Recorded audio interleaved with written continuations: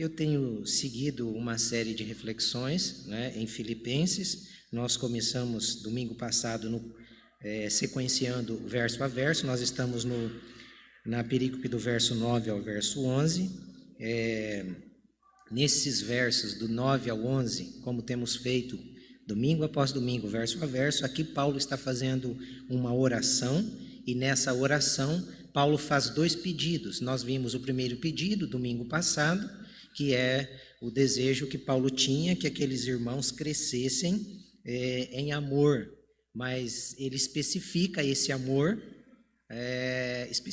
ele linka esse amor ao conhecimento de Deus. Não é um amor sentimental, mas é um amor pelo conhecimento de Deus, que é diferente. Nós às vezes misturamos muito as coisas. Nós achamos que a igreja ama, quando a igreja é uma igreja praticante de boas obras, uma igreja que acolhe todo tipo de pecador e que aceita o pecador continuar na vida de pecado. Não é esse amor. Então Paulo está dizendo que o desejo dele era que a igreja de Filipos e que todos os leitores da carta crescessem em amor. Mas que amor? Amor ao conhecimento de Deus. Porque em nome desse amor permissivo acontece o liberalismo que nós estamos encontrando e vivenciando na igreja moderna, né? Que em nome do amor faz coisas que a Bíblia diz para não fazer. Como, por exemplo, o casamento de pessoas do mesmo sexo. Eles se amam, em nome do amor, vamos casá-los. Não, a Bíblia não manda casá-los. A Bíblia diz que é para o homem casar com a mulher. O homem vai deixar pai e mãe, a mulher vai deixar pai e mãe, vão se unir para formar uma família. Então, nós não podemos fugir deste princípio em que o amor que Paulo está incentivando não é o amor simplesmente das boas obras também, não é? Porque boas obras o Espiritismo faz e faz bem feito. Por sinal, hoje nós tivemos uma excelente aula aqui pela manhã sobre o Espiritismo. Paulo e Rafael. Paulo trouxe a parte teórica e o Rafael, como um antigo praticante, ele veio e expôs com tanta propriedade, e essa aula está no nosso site, vale a pena entrar e assistir. Ele linkou todas as imagens que existem lá no catolicismo, dentro também da religião Umbanda, né? É Umbanda? Tinha ali aí alguns nomes que o Paulo mencionou e alguns deram risada por causa dos nomes. Então, sim, que leva você a pensar em outras coisas.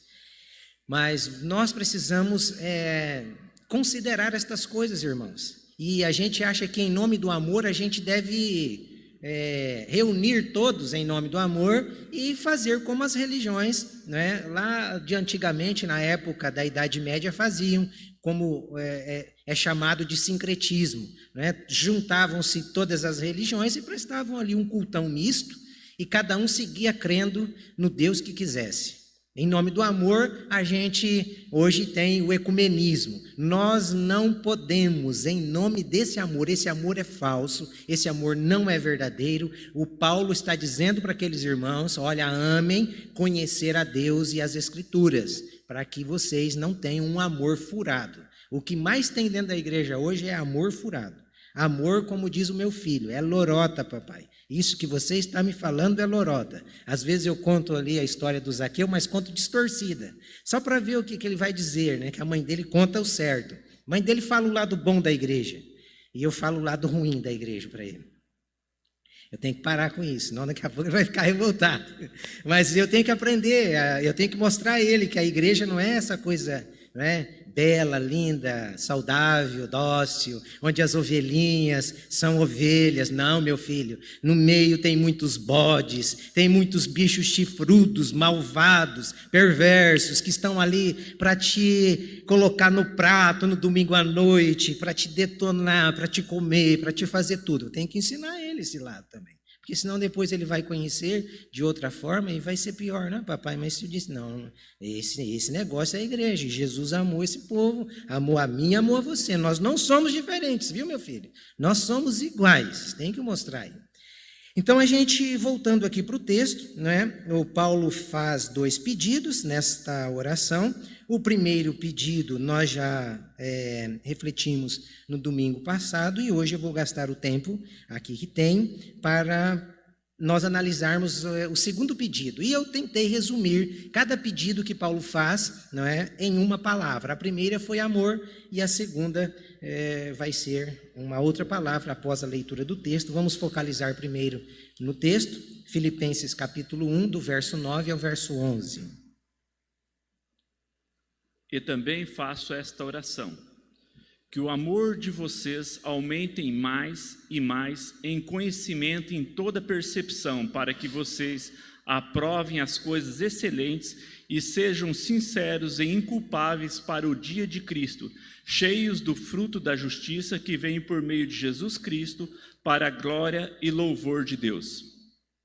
Amém? Então, como disse a vocês, o primeiro pedido é que Paulo desejava que o amor deles crescessem ou aumentasse mais e mais em conhecimento. E o segundo pedido, que o amor deles aumentasse mais e mais em percepção. Conhecimento e toda percepção. Conhecimento, amor que aumente em conhecimento. Conhecimento do quê? De Deus. Vocês percebem como Paulo vai linkando uma coisa na outra? Conhecimento de Deus está ligado também à percepção. Percepção, para muitos tradutores da Bíblia, eles dizem que essa palavra percepção, ela poderia ser traduzida também por juízo, por conhecimento, por discernimento. Então, quando esta palavra pode ser traduzida por juízo, por discernimento, por conhecimento, a gente logo percebe que uma pessoa de um alto nível de conhecimento no intelecto, não necessariamente ele tem juízo, ele tem conhecimento e discernimento das coisas espirituais. O que Paulo está dizendo é que se o nosso conhecimento, se nós crescermos em conhecimento só na intelectualidade, nós não teremos percepção da espiritualidade, nós não teremos percepção da vida, como realmente, de fato, ela é. Então, o que é que Paulo está querendo mostrar aqui para nós? Em outras palavras, é como se Paulo estivesse dizendo assim, há pessoas que conhecem muito de leis. O Rafael estuda direito, ele sabe disso. Dentro da sala dele deve ter muitas pessoas que conhecem muito de lei, sobre lei, mas elas não são capazes de conduzir uma causa no tribunal. Elas estão ali estudando, mas elas não conseguem, muitas vezes, articular, falar, defender. Elas estão estudando para uma função pública, para algo nesse sentido. Da mesma forma, na área da medicina. Provavelmente existam excelentes professores médicos que talvez eles não consigam responder uma questão simples no papel ou fazer uma cirurgia. Então, o que é que Paulo está querendo? Paulo está ligando esse conhecimento com a percepção da seguinte forma. Esse conhecimento que Paulo está querendo que os filipenses tivessem e que nós também tivéssemos, era um conhecimento que fosse aplicável na nossa vida. Porque a percepção é algo que a gente aplica no cotidiano. E eu só posso aplicar essa percepção, esse discernimento, esse juízo, se eu tiver o conhecimento real de Deus. Se eu não tiver o conhecimento de Deus, eu não consigo ser uma pessoa ajuizada. Eu não consigo ser uma pessoa que conhece ou que consegue discernir entre o bem e o mal. Por que que muitas vezes nós erramos quando queremos discernir as coisas pelo coração? Porque enganoso é o nosso coração. Então, o que é que Paulo está querendo? Paulo está querendo que aqueles irmãos crescessem no conhecimento, e esse conhecimento fosse algo intelectual, mas que também descesse para o coração. E só esse conhecimento que desce para o coração torna-nos capazes de perceber, a partir das Escrituras, a partir do conhecimento de Deus que temos nas Escrituras, o que a Deus aprova e o que Deus abomina. O que Deus quer e o que Deus detesta. Então, é isso que Paulo está querendo. Paulo desejava isso. Por que que nós precisamos, então, dessa percepção? Por que que nós precisamos dessa percepção? Vivendo hoje, no século 21. Se naquela época eles precisavam, imagine agora nós. Eles estavam perto, os apóstolos estavam perto. A doutrina dos apóstolos estava pertinho deles. Nós já temos praticamente quase 21 séculos, ou 20 séculos, melhor dizendo, né? Porque o primeiro século eles estavam próximos, nós temos 20 séculos de distanciamento. E estas doutrinas, por 20 séculos, elas continuam as mesmas, elas não mudaram. Apesar de que algumas coisas me assustam. Igrejas de origem tradicional, histórica, hoje estão ordenando e acrescentando letras na Bíblia, porque a Bíblia, até onde eu leio e até onde eu li, ela termina com pastor. Estão colocando um A na frente dessa palavra. E Jesus disse, aí daquele que acrescentar. Hoje tem pastora em igrejas históricas, igrejas que foram fundamentadas no sangue de mártires, igrejas que cresceram na sã doutrina. Eu disse para Ellen, se um dia eu morrer e você ou aqueles irmãos colocarem você ali como pastor, eu venho puxar o seu pé e não deixo aqueles irmãos dormirem em paz nunca na vida. E falam de boca cheia. Falam de boca cheia. Com todo respeito, não é bíblico, meu irmão.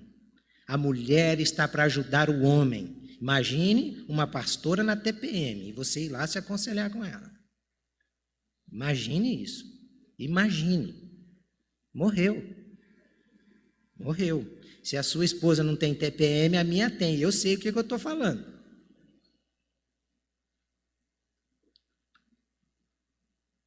Então, por que nós precisamos? Nós precisamos da percepção por dois motivos. Primeiro, pelos falsos mestres.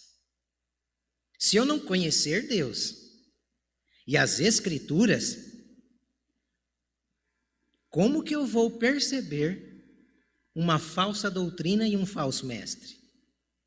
Percebem porque Paulo está incentivando, irmãos, que o amor de vocês aumente. Aumente em quê? No conhecimento de Deus. Por quê? Para que vocês sejam perceptíveis, para que vocês sejam ajuizados, para que vocês não entrem no engodo, para que vocês não sejam enganados. Amem conhecer a Deus, amem conhecer este livro sagrado, amem conhecer as doutrinas, para que vocês não sejam enganados, roubados, como diz o Paulo Serosino, né? Falso profeta surge a cada dia como tiririca. Em cada lugar nasce a toceiras e toceiras. E parece que quanto mais você arranca, mais a praga aumenta, né? Então nós devemos tomar muito cuidado com estas coisas. E as igrejas, né, as igrejas não, vamos reduzir. A igreja, ao longo de sua história, ela sempre esteve cercada, ela sempre esteve rodeada de falsos mestres. Sempre. Não é isso agora, não é uma novidade. Desde que a igreja nasceu, desde que Deus separa o povo dele, o Israel, para manifestar a glória dele, já existiam os falsos profetas. Lembram dos profetas de Baal? E sempre em grande quantidade, nunca em pouca quantidade. Lembram das nações vizinhas que tinham ali os seus deuses? Por isso que eu estou dizendo, você que não assistiu a aula de manhã, entra lá, assiste essa aula. E eu digo a você, sacerdote católico, a você, pastor evangélico, se colocarmos outro Deus além de Jesus, arderemos no fogo do inferno. O nosso compromisso não é com homens, o nosso compromisso é com Deus, é com as Sagradas Escrituras. E como eu disse para vocês, a igreja sempre esteve rodeada com esses falsos mestres que vieram para perverter, para escandalizar, para roubar, para enganar, em nome de Deus, em nome de Deus. Então nós devemos estar atentos, irmãos, e certamente não há necessidade maior na hora presente desta percepção para os cristãos. Nós cristãos mais do que nunca necessitamos desta percepção para que nós não sejamos enganados, ensinados, conduzidos por esses falsos mestres, por esses mestres do inferno, por esses mestres diabólicos, por estes pastores que são pastores do inferno, não são pastores de Deus, são pastores do inferno. Acordemos, irmãos, porque o tempo está chegando, onde a peneira de Deus haverá de passar, e nós seremos peneirados. E Paulo deixou isto muito claro, quando ele vai escrever acerca dos falsos mestres, na carta de Gálatas, capítulo 1, verso 8, ele orienta os irmãos. Olha a orientação que Paulo faz, ele se inclui. Ele está ali dizendo, olha, preste atenção na leitura do texto. Precisamos da percepção por dois motivos. Falso mestre. Gálatas 1:8. Mas, ainda que nós, ou um anjo dos céus, pregue um evangelho diferente daquele que pregamos a vocês, que seja amaldiçoado. Não existem novas revelações. Não existem outras revelações. Paulo já deixou claro, ainda que eles, os apóstolos, pregassem outro evangelho, que não fosse aquele que já havia sido pregado, era para ser considerado maldito. E hoje nós estamos vivenciando um modismo de teologias, um modismo de evangelho. Há igrejas evangélicas para todo tipo de necessidade. Há uma agenda de culto, que o culto não é para Deus, o culto é para atender a necessidade da pessoa. É quinta que você vem para receber aquilo, é sexta que você vai para fazer aquilo, é quarta que você vai para... É só isso. Espera aí, o culto é para quem? Nós estamos envolvidos com quem? Nós estamos a serviço de quem? Estão invertendo as coisas e as pessoas não estão percebendo. Estão dentro das igrejas e não estão percebendo. Por quê? Porque Paulo está dizendo que faltou o amor ao conhecimento de Deus, conhecimento das Sagradas Escrituras. A Bíblia é um livro que está cheia, que está repleta de textos que nos alertam contra esses falsos mestres. Por isso que Paulo alerta aqueles irmãos, para que a percepção deles aumentasse, da mesma forma que o amor, mas a percepção não aumenta sem esse amor do conhecimento, não tem como. Olha o que Pedro vai escrever na segunda carta dele. Às vezes você pode dizer, mas isso é uma preocupação só de Paulo. Não, todos os apóstolos tinham essa preocupação, porque a hora que eles vivenciavam era semelhante à nossa. Olha o que Pedro vai dizer na carta dele. 2 Pedro 2, 1-3. No passado surgiram falsos profetas no meio do povo, como também surgirão entre vocês falsos mestres.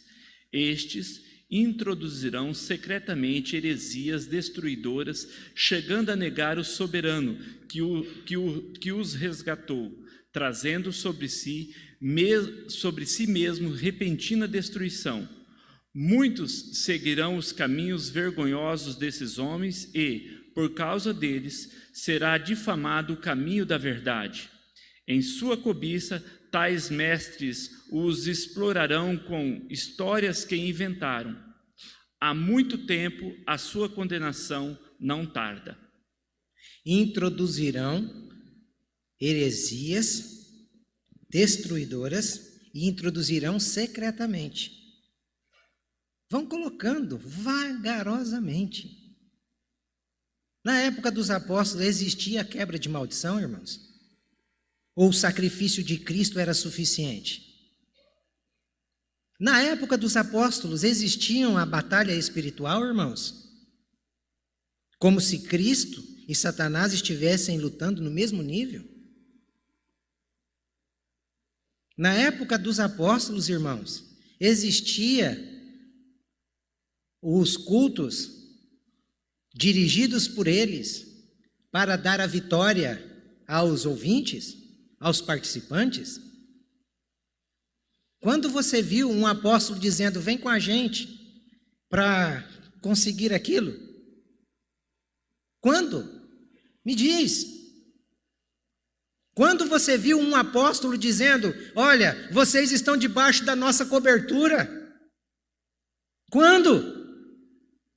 Se Cristo não for a nossa cobertura, se Cristo não for suficiente para nos resgatar, se Cristo não foi suficiente se fazendo maldita em meu lugar,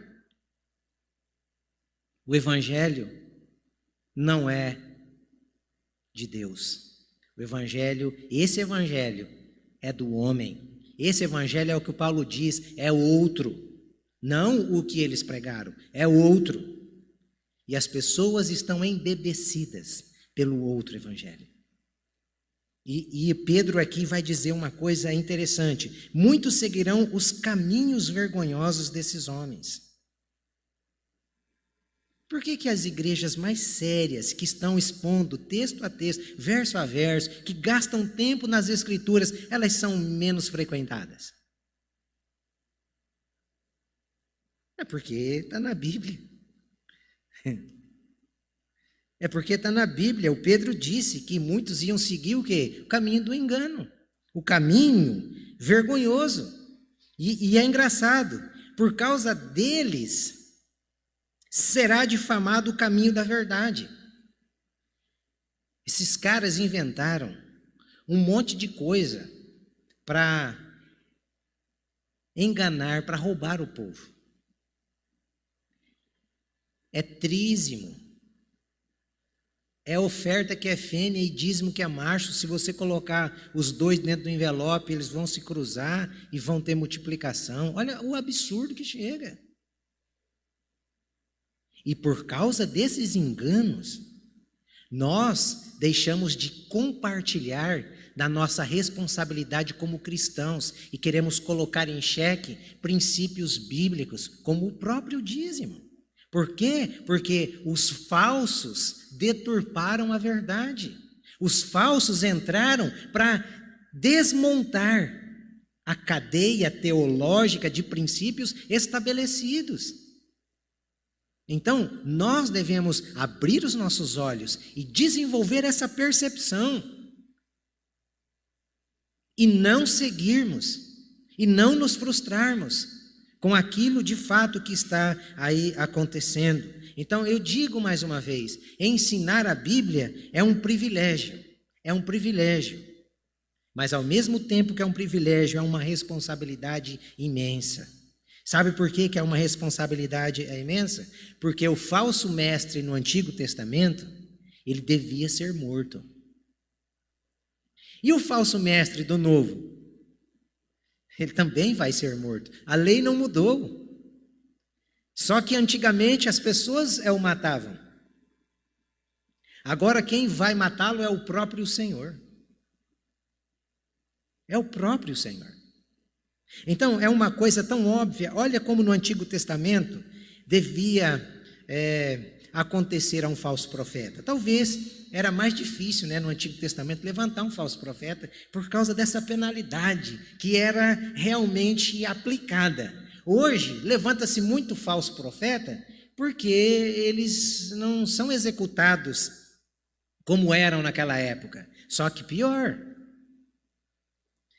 vão ser executados no final e vão viver a eternidade longe de Deus. Vão viver a eternidade separados de Deus. Isso é que é pior. Veja só como que era no Deuteronômio capítulo 18, verso 20. Mas o profeta que ousar falar em meu nome alguma coisa que não lhe ordenei, ou falar em nome de outros deuses, terá que ser morto. Vocês estão vendo? Hoje, aquela aula de manhã, eu fiquei pensando nos padres que ensinam um caminho a Deus através de um monte de santos. Vocês seriam mortos no Antigo Testamento. Eu fui enganado por vocês. Não tenho medo, estou falando. Fui enganado por vocês.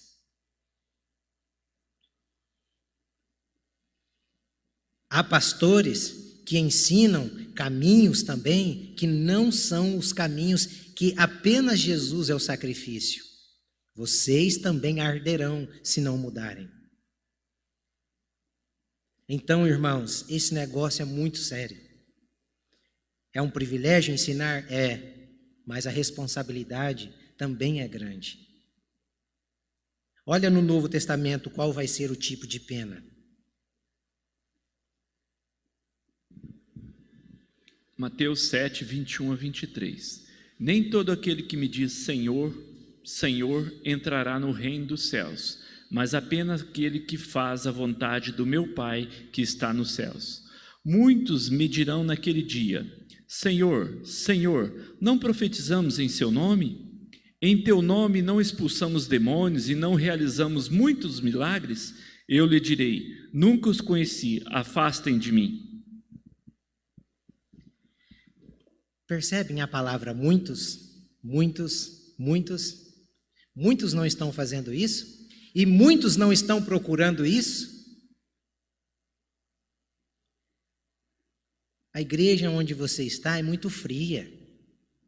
Não tem milagre. A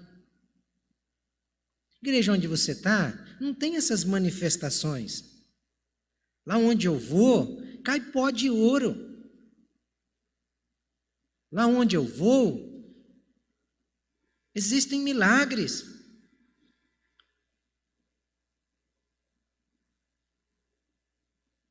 Amém. Lá no terreiro onde você frequentava antes, Rafael, existia milagres, não é? Demônio expulsando o demônio. A mãe do Rafael ficava possessa, mãe de santo, e chegava um endemoniado lá e o demônio expulsava o outro demônio.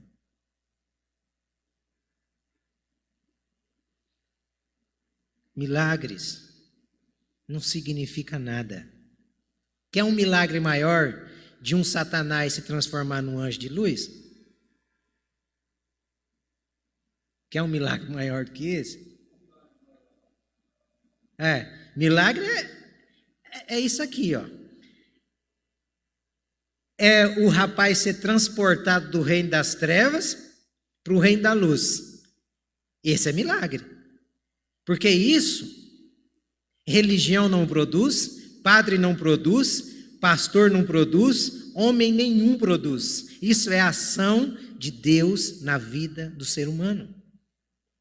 Quer milagre, irmãos? Pregue o evangelho àqueles que estão perdidos próximo a você e você vai ver milagres acontecer. Vidas serem transformadas, vidas serem regeneradas pelo poder do evangelho. Isso é milagre. Milagre de ressurreição. Estava morto, mas hoje vives.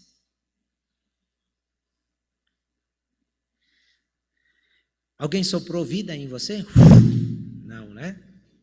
O Espírito de Deus o convenceu. Este é o caminho. Este é o caminho. Então não se engane. Desenvolva a percepção. Nós deveríamos ser tão afiados que no momento em que a pessoa abrisse a Bíblia e ele começasse a ler o texto, nós já percebêssemos, daí vai sair bobagem. Na introdução de uma fala, você já sabe onde ela vai terminar. Se tiver percepção. Agora a igreja de hoje dorme. A igreja de hoje está cega. Por quê? Porque falta amor. Amor a quê? Ao conhecimento. Ao conhecimento. Como eu disse domingo passado, a igreja morre não por causa da falta de amor. A igreja se perde não por causa da falta de amor. A igreja se perde porque falta conhecimento. Por isso que Paulo incentivava aqueles irmãos: amem, irmão, cresçam em amor. Cresçam em amor. Amor a quê? Ao conhecimento das Sagradas Escrituras. E Jesus, no último dia, ele vai dizer: eu nunca vos conheci, mas nós fizemos tudo isso. Sim, vocês fizeram tudo isso, mas eu não conheço vocês. Eu não os conheço. Segundo, nós precisamos de percepção por causa da religiosidade, não só por causa dos falsos mestres. A religiosidade é tão perigosa quanto os falsos mestres. Você pode ser um homem de bem, uma excelente pessoa. Você talvez, é possível até que tenha um caráter invejável, uma moral elevada, e ainda assim não seja um cristão. Apesar de que todo cristão deve ter uma moral elevada, porque ele está sendo trabalhado por Cristo. Mas tem muito ateu que tem uma moral elevada, que tem um caráter invejável. E com tudo isso, está indo para o inferno. Quantos talvez que estão aqui nessa noite, possivelmente já até desceram as águas do batismo, possivelmente tomam ceia, são dizimistas, eles participam dos cultos, eles se envolvem nas programações, mas eles não têm a certeza de salvação. Sabe por que não tem a certeza da salvação? Porque você só faz parte da religião. A religião não te dá certeza de salvação. O que te dá certeza de salvação é o novo nascimento. É como Paulo disse, o Espírito de Deus testifica ao nosso espírito de que somos filhos de Deus. Então o que é que lhe falta? Cristo. É Ele que é o Salvador. É Ele. Está perdido dentro da igreja. Não entendeu o Evangelho. Qual o meu conselho para você nessa noite? Caia aos pés de Jesus. Caia aos pés de Jesus e implore-o para que Ele lhe dê aquilo que você não tem, que é a certeza de salvação, porque só Ele pode lhe dar isso. Não é aos domingos à noite, não é aos domingos na manhã, não é às quartas-feiras que você vai conseguir isso. O que vai fazer você conseguir isso é o Espírito de Deus. Só Ele pode te dar isso. Só Ele pode te dar isso. É triste, mas aqui dentro existem pessoas que estão nessa condição, perdidos dentro da igreja, sem a convicção, sem a plena certeza de que se partissem hoje, iriam para o céu. Como eu gostaria de te dar isso, irmão, mas eu não posso. Como que você vai conseguir isso? Amando, amando, amando o conhecimento de Deus, buscando esse Deus, porque somente assim é possível nós chegarmos a essa percepção. E essa testificação, como eu disse, não é dada no batismo nas águas, não é dada na ceia que você toma, não é dada no dízimo que você entrega, não é dada na oração que você recebe, é dada gratuitamente pelo Espírito de Deus. E o desafio meu para você é esse: busque a Deus, porque Ele pode. Se você está aqui dentro, é porque Ele te trouxe aqui. Ele te trouxe para lhe falar que uma coisa lhe falta. Com que base você faz isso? Atos capítulo 10. Cornélio era um homem temente a Deus. um homem de boas obras, um homem que orava 3 vezes ao dia. E num certo dia um anjo lhe aparece e diz: Cornélio, manda alguém buscar Pedro que está em Jope, para que ele venha falar-lhe algumas coisas. E aí você vê aquele capítulo 10, aquele capítulo 11 de Atos, um texto fantástico. Deu mais trabalho, parece que para Deus convencer Pedro de ir, do que para salvar, do que para fazer um milagre de conversão na vida de Cornélio e da família dele. Cornélio teve uma simples visão. Pedro teve que subir ao meio-dia, um lençol se abre, aparece um monte de bicho imundo, Pedro não está entendendo nada. Está vendo como que é mais difícil convencer crente do que convencer quem não? Mais difícil. Porque crente é cabeça dura. Crente tem a tendência religiosa. Porque Pedro tinha dentro de si o judaísmo. Deus não se mistura. Deus não tem pacto, não tem aliança com gentil, pecador. Aí Deus tem que fazer um milagre maior para convencer aquele religioso a ir até a casa de Cornélio. E quando ele chega, Cornélio vai e se prostra. Pedro diz: não, levanta que eu sou homem igual a você. E aí Pedro diz: por que você me mandou chamar? Não, eu mandei chamar porque eu tive uma visão e foi-me dito que você tinha algumas coisas para me falar. Aí Pedro fala o quê? A história de Jesus. Ele começa lá dos profetas e vem falando a história de Jesus. A pregação expositiva, irmãos, ela é apostólica. Ele começa pelos profetas e vem. Vai falando.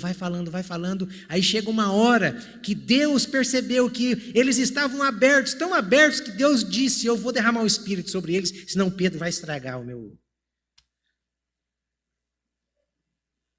meu ato miraculoso aqui. Aí Deus derrama, aí Pedro se assusta, que eles começam a falar em línguas estranhas, mas eram línguas idiomáticas. Se você ler o texto, você vai perceber que eles compreendiam a língua que eles estavam falando, que exaltavam a Deus.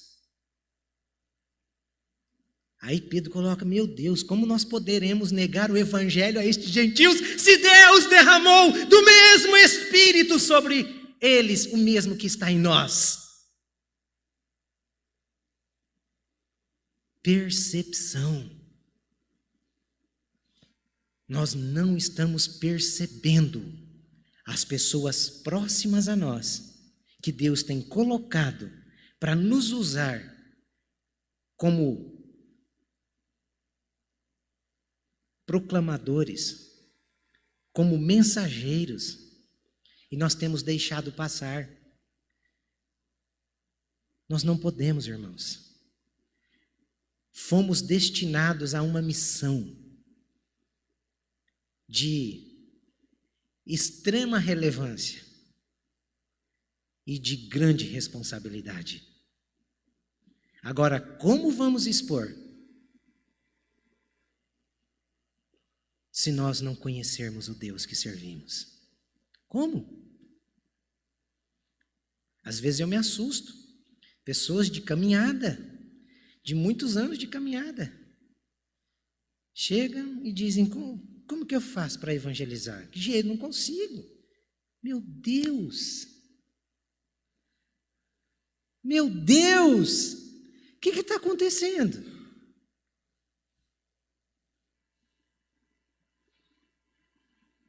Simples. Não ama o conhecimento das Sagradas Escrituras. Vai falar do quê? Das experienciazinhas? A conversão, vocês notem que Pedro chega e começa a pregar. A conversão, irmãos, não vem através de simples testemunhos. A conversão vem através da pregação. A fé vem pelo ouvir e ouvir a palavra de Deus. Não é a minha palavra, não é a sua palavra, não é a minha experiência, é a palavra de Deus. Por isso que Pedro foi conduzido até Cornélio, senão não precisava. Não precisava. E lá você vê uma coisa interessante. Desconstruindo a religiosidade, desconstruindo o falso profeta, você não vê Pedro dizendo: Cornélio, agora você quer entregar o seu coração a Jesus? Você não vê isso. Esse negócio de entregar o coração a Jesus é de falso profeta. É de quem não conhece o Evangelho. Pedro diz o quê? É necessário que vocês se arrependam e creiam no Senhor Jesus Cristo. Porque às vezes a pessoa vem e entrega o coração, mas a mente, os olhos, a boca, a mão, os pés continuam a andar nos mesmos caminhos. Então, quando você reduz a fé a um órgão, os outros estão livres. Agora, o que Pedro faz? O evangelho é esse: se arrependa e creia. O que é creia? O que é fé? Nada mais é do que submissão às ordens de um Senhor. Isso é crer. Nós cremos tanto nas leis desse país que dificilmente a gente vai passar um sinal vermelho que tem uma câmera. Por quê? Porque você crê piamente que se você passar, antes de você chegar na sua casa, a foto já chegou primeiro. Da mesma forma, quem crê em Jesus, ele vai procurar conhecer Jesus. E onde nós vamos conhecer Jesus? Através das Escrituras. Conhecendo quem é Jesus, eu vou viver do jeito que o meu coração, que eu entreguei, só Ele quer viver? Não, por quê? Porque eu sei que quem crê em Jesus vai ter um outro estilo de vida. Quem crê em Jesus sabe que crer em Jesus tem uma série de implicações. E a primeira é: aquele que está em Cristo, nova criatura é. As coisas velhas passaram e agora tudo vai se fazer novo. Então, o transplantador é o Espírito Santo. E ele vai tirar o coração velho, vai colocar um coração novo. Ele vai fazer isso. Só que a salvação é integral, não é parcial. E na religiosidade, o que importa é o quê? Você entregou seu coração para Jesus? Tá bom, meu irmão. Tá bem, já vai para o céu, já entregou o coração, mas está roubando. Não, mas eu só roubo com a mão, E o coração? Não entregou para Jesus? Não, meu irmão. Creia em Jesus. Crer é isso, é se submeter. Crer é confiar. Crer é depositar a sua esperança naquele que é o autor e consumador da fé. Então, é fantástico esse texto aqui. E se nós estivermos vivendo uma vida que não acontecem transformações diárias, é porque o sinal é que nós não estamos no Evangelho. Paulo, uma vez eu mencionei e eu menciono novamente, Paulo nunca ficou contente, feliz com a vida que ele vivia. Ele sempre dizia: olha, eu prossigo para o alvo. Eu deixei as coisas velhas para trás, mas eu prossigo para o alvo. É alguém que está dizendo: olha, eu não estou perfeito ainda, eu estou caminhando. E nós cristãos devemos ter esse sentimento. Não tem ninguém perfeito aqui ainda para subir. Não tem ninguém ainda perfeito para dizer: eu estou perfeito. Não tem. Nós estamos caminhando, cheios de erros, cheios de quedas, mas confiando na misericórdia, confessando e abandonando tudo aquilo que desagrada a Deus. Então, qual é a minha dica para você nessa noite? Como eu já disse, derrame-se, humilhe-se diante de Deus, implore por perdão, por salvação, clame a Deus, para que essa testificação aconteça no seu espírito, porque só isso é que pode lhe dar a paz, só isso é que pode trazer segurança a você. E olha o que Jeremias disse no capítulo 29, verso 13. Jeremias 29, 13. Vocês me buscarão e me acharão quando me buscarem de todo o coração. Derrame-se diante de Deus. E quando nós nos derramamos diante de Deus, Ele tem prazer. Ele tem prazer. Ele se revela. Ele fez isso a Cornélio. Talvez aqui no nosso meio existam muitos Cornélios. Mas Deus ouve a oração de pecador?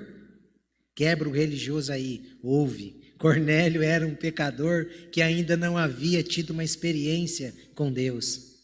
Ele orou e Deus o ouviu. Deus está fora da religião, irmãos.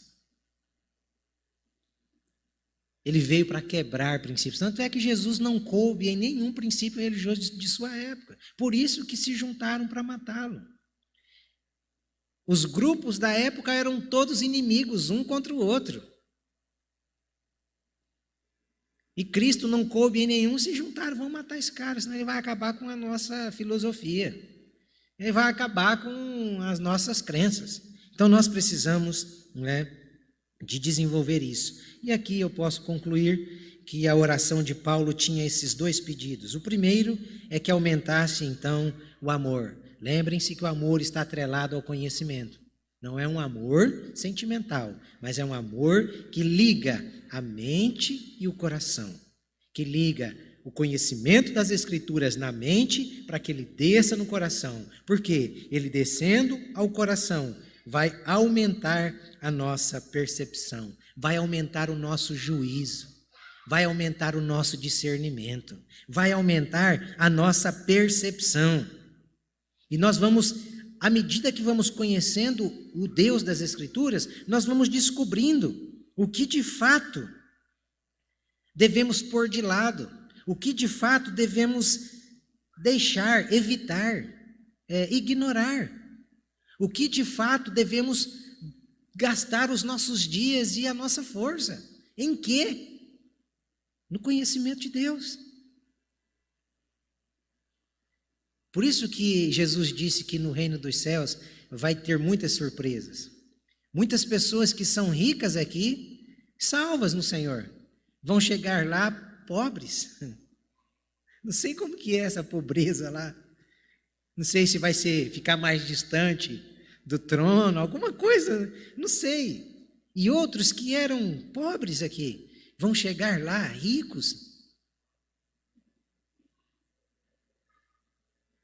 Quem são esses? Aqueles que mais conhecem ao Senhor, que vão vivendo uma vida de tal modo que o pecado, por mais simples que o pecado seja, ele não vai doer como um furo de alfinete, mas ele vai doer na nossa alma como uma punhalada. Estes são os ricos. Estes são aqueles que vão chegar lá diante do Cordeiro e vão causar prazer no Cordeiro, como a galeria dos heróis da fé, aqueles que Deus tinha prazer, que a terra não era digna deles. Por quê? Porque o pecado na vida deles não era algo como se fosse um furinho de vacina. O pecado na nossa alma, irmãos, precisa doer. Porque quando a gente sente dor, a gente quer evitar as coisas que doem. Eu nunca tive cólica de rim, graças a Deus. E se tem uma oração que eu faço todo dia é isso: Senhor, me livra desse negócio. Uma vez eu encontrei com a Ademar e ele falou de uma cólica de rim que teve. Hoje eu fui cortar o cabelo e o cabeleireiro falando da cólica de rim. Meu Deus do céu, por que essas pessoas estão falando de cólica de rim? Eu não quero saber dessa notícia. Mas você já pensou se cada pecado nosso doesse como uma cólica de rim? Eu não quero experimentar essa dor, mas você já parou para pensar? Quem iria pecar? Quem iria viver no pecado? É isso que a gente precisa trazer para a nossa vida. É isso, é essa percepção que Deus quer que tenhamos dele. Um Deus que é santo. Um Deus que requer de mim e de você total reverência. Reverência de tal modo em que, quando Ele estiver falando, os nossos ouvidos estejam realmente atentos. O nosso coração se submeta de tal modo que nada mais tenha valor a não ser a voz dEle. O objetivo final desta oração é o que está no verso 10 e verso 11, que o Ademar vai ler. Prestem atenção na leitura final destes versos 10 e 11, que vai demonstrar o objetivo final. Então não foi só para que aqueles irmãos ali tivessem um aumento do amor por conhecimento, não foi só para que eles tivessem um aumento da percepção, mas também, olha só, o final, como Paulo finaliza isso daí.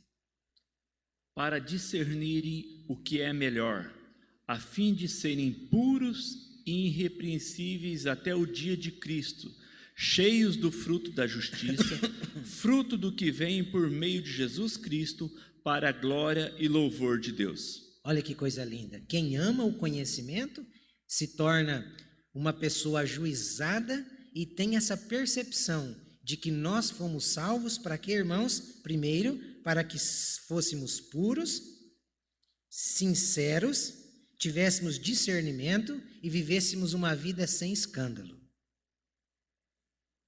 Quem ama o conhecimento percebe isso. Paulo está dizendo. O que mais? Por que essa pessoa ela vai viver com esse discernimento, vai viver uma vida pura, uma vida irrepreensível e uma vida cheia do fruto do Espírito? Olha só que coisa mais linda. Porque ele liga tudo isso ao dia de Cristo. Porque a pessoa que ama o Senhor, ela percebe que o Senhor vai voltar. Ele não só vai voltar, esse dia do Senhor é uma referência ou uma inferência o dia do juízo, onde grandes e pequenos, crentes e ateus, brancos e negros, comparecerão diante do Cordeiro.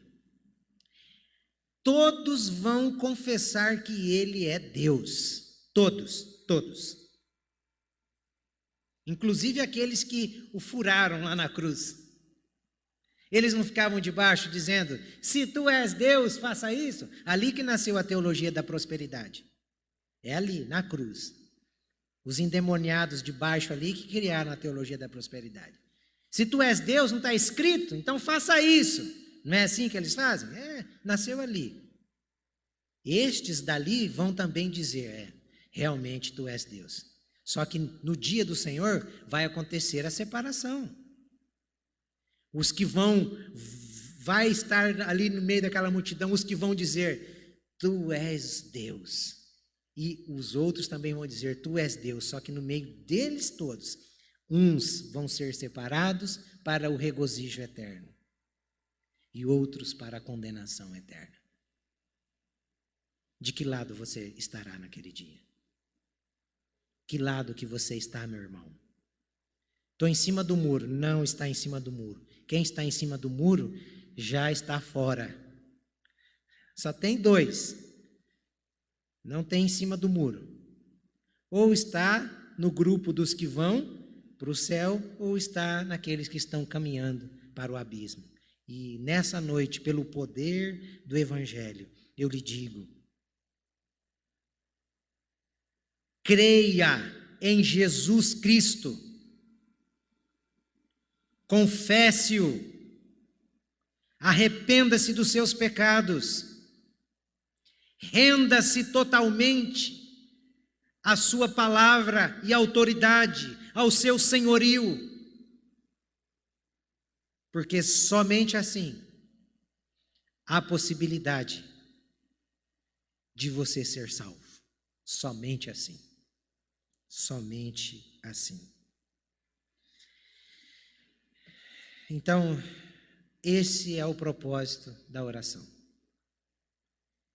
Cresçamos, que Deus nos abençoe, que nós possamos crescer em amor no conhecimento de Deus.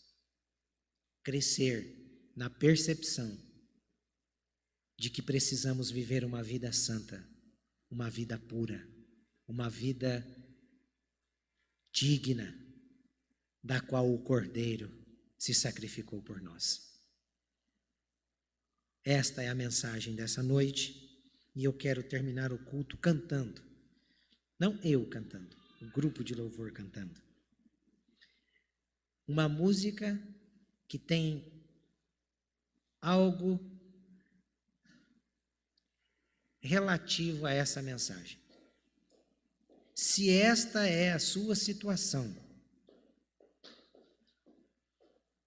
a minha palavra de ordem a você é uma: creia em Jesus. Creia em Jesus. E eu lhe convido, nessa noite, a isso, a crer em Jesus. Antes que eles cantem, eu vou só ler um verso.